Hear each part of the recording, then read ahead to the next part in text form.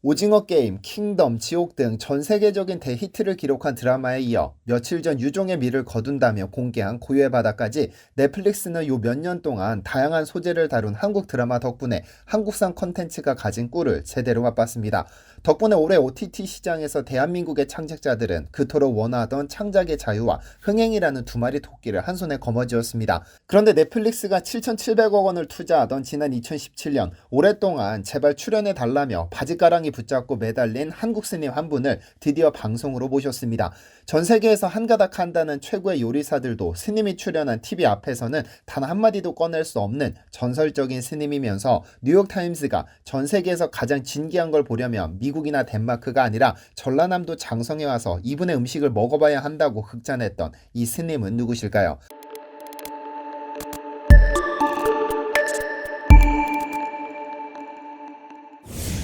안녕하세요, 디스멘털입니다. 혹시 엑스레이 아트라는 단어를 들어보셨나요? 보통 엑스레이는 뼈가 부러지거나 다쳤을 때 이를 확인하기 위해 찍는 의료용 사진입니다만, 최근 예술 분야에서는 과학기술을 이용한 새로운 장르를 개척하려는 시도의 일환으로 이 엑스레이 사진을 활용해 예술작품을 개척해냈습니다. 아름다움의 대명사 장미도 엑스레이 앞에 놓이고 나면 스산함마저 감도는 도깨비불이 되고, 겉보기에 예쁜 사람, 못생긴 사람, 뚱뚱한 사람, 날씬한 사람 등 그 모습이 천차만별이지만 그들도 엑스레이 앞에 서면 전부 해골입니다. 이런 엑스레이 아트가 우리에게 전해주는 말은 단순합니다. 외면을 가꿀 것이 아니라 내면을 가꿔야 진정한 아름다움이다라고 말이죠. 우리가 사는 지금 현재 남녀노소 누구나 외적인 아름다움을 가꾸기 위해 부단히 노력합니다. 누군가 정해둔지도 모르는 그 미의 기준에 부합하기 위해서죠. 이를 위해 무리한 다이어트와 성형으로 고통받는 이들, 그 열등감을 이기지 못해 세상을 등진 이들도 우리는 목격해왔습니다. 진정한 우리의 모습은 겉껍데기 가죽이 아니라 겉껍데기가 감싼 내면입니다. 이런 현대인들을 위해 독일의 대작가 괴테는 첫째, 매일 적어도 한 곡 이상의 노래를 감상하고, 둘째, 좋은 시 한 편을 읽고 사색하는 시간을 가지고, 셋째, 훌륭한 풍경이나 그림을 감상하고, 넷째, 몇 마디 아름다운 말이라도 해보는 연습을 하라고 충고했습니다. 이렇게 눈으로 보고 귀로 듣고 입으로 말하는 실행을 거쳐야 비로소 아름다움이 자신의 내부에 자리 잡아 자신만의 향기로 남기 때문이죠. 그런데 서양인 괴테의 충고가 아니더라도 전라남도 장성에서 더 훌륭하게 내면의 아름다움을 뽐내시는 분이 있습니다. 전남 장성의 백양사 천지남 주지스님이신 정관스님입니다. 의식주 3요소 중 무엇 하나가 중요한 것 없겠냐마는 그 중에서 식, 즉 음식이 없으면 인간은 목숨을 연명할 수 없습니다. 조금 트렌드가 지나기는 했지만 모든 방송사는 이 음식을 만드는 전문가들을 모시고 수없이 많은 프로그램을 제작했었습니다. 당장 우리가 입에 떠올릴 수 있는 방송만 하더라도 수없이 많은데, 트렌드가 지났다고는 해도 여전히 스타 셰프들을 방송에서 쉽게 찾아볼 수 있죠. 이런 트렌드는 동서양을 가리지 않습니다. 그런데 서양의 유명 레스토랑을 가진 적도 없고, 방송에 출연시켜달라며 방송사를 찾은 적도 없고, 자신의 음식이 훌륭하다며 자랑한 적도 없습니다만, 미국에서 이탈리아에서 프랑스에서 포르투갈에서 이름 좀 날린다는 셰프들이 지돈 내고 찾아오는 진정한 셰프가 있습니다. 오히려 셰프라는 타이틀로 그녀를 가두는 것이 죄송스러울 만큼 존경받는 스님인데요. 지난 2017년 넷플릭스에서는 이제껏 보지 못한 특이한 다큐멘터리를 하나 제작합니다.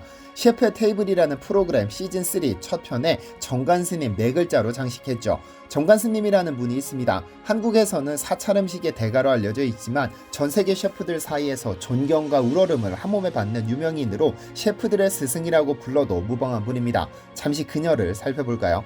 스님이라 부르는 이유는 그녀가 스님이기 때문입니다. 즉 속세를 떠나 평생 불교의 믿음에 몸을 맡기기로 한 것이죠. 그녀가 16살이던 그해 갑작스럽게 하늘나라로 떠난 어머니에 대한 그리움이 사무쳐 출가를 결심했다고 했죠. 마음의 상처를 주지 않기 위해 내린 결정이었습니다. 불교에는 화두라고 하는 것이 있습니다. 참선 수행자가 진리의 깨달음을 얻기 위해 화두를 하나 잡고 끊임없이 깨우쳐가는 과정인데, 그것이 단어 하나, 문장 하나, 소리 하나가 될 수도 있는데, 이 과정에서 지금 현재 머금을 중요시합니다. 과거는 이미 지나갔으므로 존재하지 않고, 미래는 아직 오지 않았으므로 존재하지 않고, 오로지 지금 현재 숨쉬는 내 호흡과 몸에 집중할 때 비로소 부처가 될 수 있다는 것이죠. 불교의 매력은 지금 여기 있다는 불교계를 대표하는 문장가 원철 스님의 말처럼 지금 현재에 집중함으로써 진정한 살아있음을 느낄 수 있죠. 정관 스님 역시 참선을 하다 보면 어느 순간 몸과 마음이 편안해져서 길이 보인다. 돌을 닦아 나는 그 맛이나 내 음식을 먹고 몸이 열리고 마음이 편안해지는 게 선의 맛이다라고 했죠. 정관 음식은 어쩌면 음식을 화두로 삼았는지도 모르겠습니다. 그녀는 사찰 음식의 대가로 알려진 만큼 자신의 음식을 맛보기 위해 백양사 템플스테이를 오는 이들에게 강조하는 것이 있습니다. 참가자들을 데리고 텃밭을 데려가서는 먹을 수 있다고 생각하는 것은 다 뜯어오라고 말한 뒤 그들이 뜯어온 음식을 가지고 즉석에서 요리를 하죠. 요리를 만들고 먹기 전에 내가 먹은 음식이 어디를 통과하고 있는지를 느껴보라고 주문하는데, 이는 음식이 왜 맛이 있는지 없는지, 몸에 어디로 기운이 가는지, 어디까지 음식의 에너지가 내 몸에 통하는지, 음식을 먹고 내 몸은 어떻게 되는지, 몸과 정신이 어떻게 흘러가는지 바라보라고 제안하죠. 이제까지 오로지 배가 부르다는 느낌을 중요시했던 참가자들은 자신이 먹은 음식이 혀를 거치는 과정, 식도를 거치는 과정, 위에 담기는 과정, 소화된 영양소가 내 몸으로 흡수되는 과정을 모조리 느껴보면 삶의 새로운 면을 볼 수 있다고 하죠. 그녀가 잡은 음식이라는 화두로 참가자들이 음식을 먹으며 지금 현재 집중할 수 있도록 하는 것이 그녀의 가르침이 아닐까 합니다. 어쨌든 이 가르침과 음식 솜씨는 결국 넷플릭스의 다큐멘터리에 등장하게 이릅니다. 넷플릭스 셰프의 테이블 정관 스님 편은 뉴욕타임스에서 일할 당시 정관 스님이 뉴욕의 르 베르나댕에서 점심을 요리한다는 이메일을 받았는데 정말 가기 싫었는데 하마터면 정말 큰일 날 뻔했다는 뉴욕타임스 평론가 제프 고디니어의 고해성사로 시작됩니다. 그랬더니 르 베르나댕의 에릭 리퍼트 셰프가 전화로 잘 모르나 본데 이렇게 특별한 행사는 반드시 와야 한다고 협박하길래 가게 됐는데 거짓말 안 보태고 진짜 일생일대 특별한 경험이었다고 했죠. 이후 내용은 스포에 염려가 있어 자세히 다루지는 않겠지만 정관 스님을 뉴욕까지 초청해 자신이 운영하는 레스토랑에서 요리를 부탁했다는 에릭 리퍼트라는 셰프에 대해서는 좀 자세히 볼 필요가 있습니다. 1965년 프랑스 안도라에서 태어난 그는 15세에 파리의 400년 전통 레스토랑 라투르장에서 요리를 시작했고 이후 프랑스 요리계의 전설 조엘 로부숑의 레스토랑 자민을 거쳤습니다. 1994년부터는 뉴욕 3대 레스토랑으로 꼽히는 르 베르나댕 레스토랑에서 총괄 셰프로 근무하고 있습니다. 현재 그가 책임지는 르 베르나댕은 지난 2019년 전 세계 모든 레스토랑을 리뷰하는 라 리스트가 선정한 세계 1위 레스토랑인데요. 전 세계 거의 모든 레스토랑을 평가해 세계 1000대 레스토랑을 선정하는데 그가 책임지는 르 베르나댕이 세계 1위를 차지했죠. 미국을, 아니 세계를 대표하는 세계 1위 레스토랑 수석 셰프가 한국의 정관 스님을 초청해서는 자신이 가진 세계 1위 레스토랑의 주방을 내주고 점심을 만들어 달라고 부탁한 겁니다. 참고로 에릭 리퍼트는 음식을 아주 맛있게 만들 수는 있지만 만들면서 집착을 만들어내지 않기는 어렵다면서 그녀의 철학에 매료되어 내 돈 내고 비행기표 사서 찾아와 직접 요리를 배우는 제자이기도 합니다. 어쨌든 그 자리에 초청된 수많은 기자들과 평론가들 그리고 셰프들은 정관 스님이 요리를 만드는 과정, 결과물, 맛에 완전히 빠져버려 서로 미쳤다는 표현을 서슴지 않았습니다. 수십 년간 요리 하나만 보고 삶을 채워온 평론가들과 셰프들의 눈에도 그녀가 만든 음식은 전 세계 어느 레스토랑에 내놓아도 전혀 손색 없다는 것에 반발할 사람은 없었죠. 그리고 그녀의 요리에 충격받은 제프 고디니어는 에릭 리퍼트에게 당장 한국에 가서 그녀의 음식을 봐야겠다며 한국으로 오게 됐고 전라남도 장성 백양사 천지남에서 4박 5일의 템플스테이를 경험합니다. 여기에서부터 불교에서 말하는 인연이 넷플릭스와 맺어진 겁니다. 4박 5일간 그녀의 요리를 경험한 뉴욕타임스 평론가 제프는 미국으로 돌아가서 세계에서 가장 진귀한 요리를 먹으려면 뉴욕이나 덴마크가 아니라 천지남으로 가라는 기사를 썼는데요. 이 기사를 모니터가 뚫어지게 몇 번이고 읽어내린 미국인이 있습니다. 바로 음식 전문 다큐 감독 데이비드 갤브입니다. 넷플릭스의 셰프의 테이블을 총괄 제작 연출한 바로 그 인물이죠. 셰프의 테이블은 전 세계 내로라는 최고의 셰프들이 등장해 자신의 음식과 철학을 주제로 새로운 미식의 역사를 보여줍니다. 이미 매니아층에서는 가장 유명한 프로그램으로 자리 잡았는데 이 시리즈에 나온 거의 모든 셰프들이 세계 50대 레스토랑 리스트에 오를 정도로 명성이 자자합니다.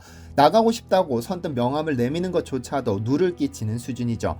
정관 스님의 사찰 음식에 대한 뉴욕타임스 기사를 본 갤브 감독은 뒤도 돌아보지 않고 정관 스님을 찾아가서는 제발 프로그램에 출연해달라며 몇 번에 걸쳐 부탁했지만 그녀는 한사코 거절했습니다. 자신은 이 다큐에 출연하는 유명인 셰프와는 달리 단지 수행자일 뿐이기 때문에 자신과는 어울리지 않는다고 생각했습니다.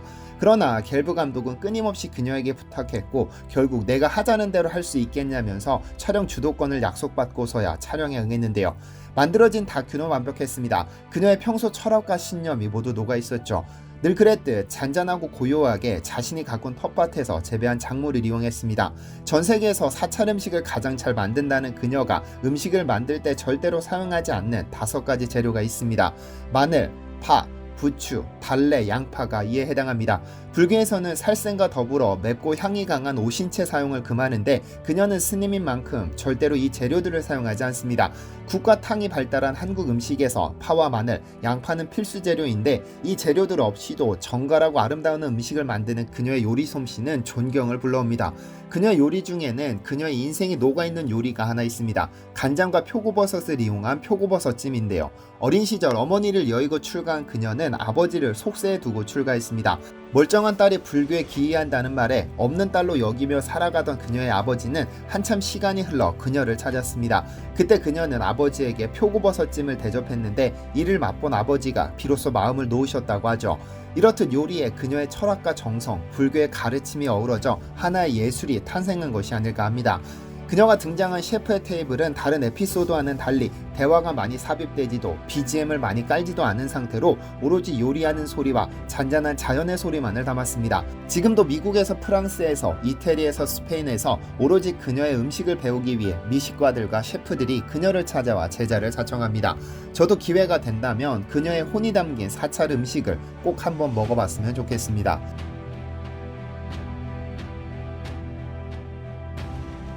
시청해주셔서 감사합니다.